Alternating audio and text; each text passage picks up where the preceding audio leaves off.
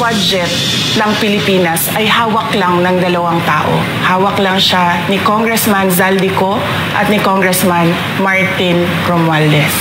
Yan ang katotohanan. Ang halimbawa ko dito, sa DepEd muna tayo. Sa Department of Education, noong taong 2023, merong 5 billion na inapprove para sa classroom construction. Nagulat ako kasi merong mga lumapit na miyembro ng House, hinihingi nila yung 5 billion, parte ng 5 billion na budget. Wala kasi akong experience sa ganyan. At saka ang pagkakaintindi ko, pag inapprove na yan ng Office of the President, ibibigay na yan, pagdediretso na yun sa approval at trabaho ng Department of Education sa construction ng mga classroom. Nagulat ako, may humingi. Magkano ba ang amin dyan? Magkano ba ang amin dyan? So sinabi ko, hindi pwede ito. Ang mangyayari nito, hindi magagawa ng Department of Education ang trabaho namin na mag-construct ng classroom ayon sa classroom backlog at sa prioritization base sa backlog at sa classroom construction. So sinabihan ko yung isang congressman, sabihan ninyo si Martin Romualdez na hindi pwede chap-chapin ang classroom construction na 5 billion. Kaya kung makikita ninyo sa budget proposal na approved ng Office of the President, 5 billion yon. Pero nung lumabas yung GAA o yung budget approved noong 2023, naging 15 billion siya. Dahil hindi nga ako pumayag na kunin yung 5 billion, dinagdagan nila ng 10 billion yung classroom construction ng Department of Education. Yung 10 billion na yon hindi kontrolado ng Department of Education. Controlled yun ni Congressman Zaldico at Congressman Martin Romualdez. Hindi ko na kailangan ng corroborative witness dito dahil makikita niyo yon sa papel. Makikita ng taong bayan yon sa papel. Net, 5 billion. Lumabas ang budget approved, 15 billion.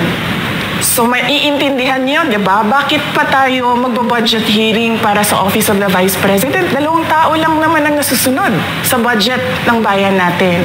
Halimbawa, taong 2024, kung makikita nyo, ang approved na budget ng Office of the President para sa classroom construction ay 19 billion. Noong lumabas na ang House version ng Appropriations Bill, ay naging 24 billion ito.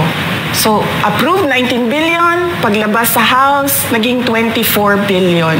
At doon sa 24 billion na yon, kung hahanapin mo sa papel, kinuha nila ang 5 billion ng repairs ng classrooms at nilagay nila doon sa 19 billion para maging 24 billion siya. So, ang naiwan sa repairs, sa kawawang mga classroom, ay 1 billion.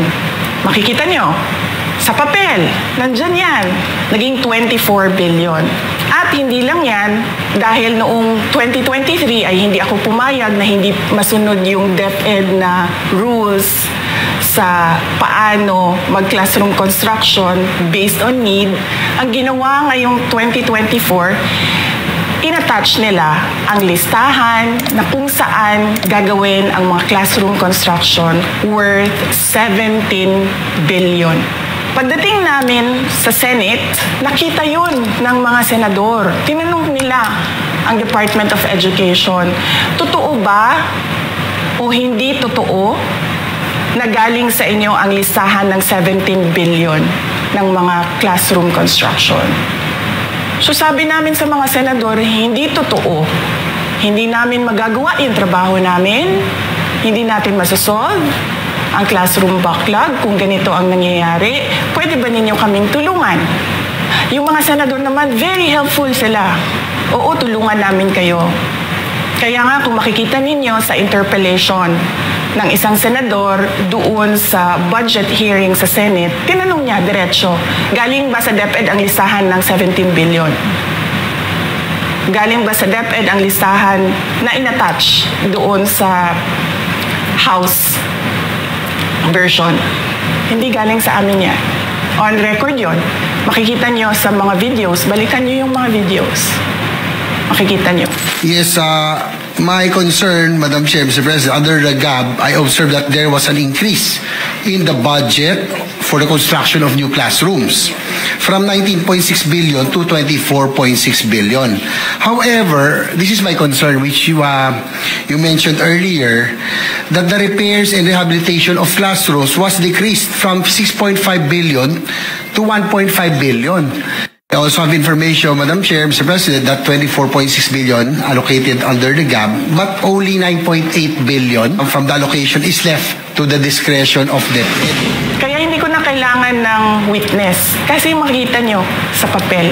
Tapos dumating ang BICAM, walang nangyari dahil ang nasusunod doon ay si Congressman Zaldico at si Congressman Martin Romualdez. Kaya nandun pa rin naka-attach yung 17 billion na ginawang listahan ni Ko at ni Romualdez. In fact, kahit yung mga congressman, nakikita nila yung problema ng ginawa nila na pag-attach ng listahan sa budget. Kasi doon sa basic education hearing noong May 2024 ng House of Representatives, merong isang congressman nagreklamo, bakit ang tagal ng classroom construction? Bakit ang tagal? Sabi nung USEC ng DepEd, kasi may pabago-bago sa listahan ng DPWH dahil hindi kami ang gumawa ng listahan. Yeah, Mr. Chair, with respect to the 17 billion in Annex A of the GAA, we are not privy on how the school sites were chosen. So, be it as it may... How is it chosen? I'm not privy to that, Mr. Chair. When the GAB came out, there was a 14.7 billion Annex A. Then when the committee, the GAA came out, from 14.7 it became 17 billion. So we are not privy to how the list was generated. So dagdag ko lang yan doon sa confirmation na kinuha nila yung budget ng DepEd at isa yan sa mga rason kung bakit ako nag-resign sa Department of Education. Hindi na ako papayag na sa susunod na taon, ganyan pa rin ang gawin nila at ako yung mananagot sa ginagawa nila. Kaya yan yung sinasabi ko, bakit pa tayo mag-question and answer dito para atakihin niyo ako? Ang masusunod lang naman sa budget, 2 tao lang.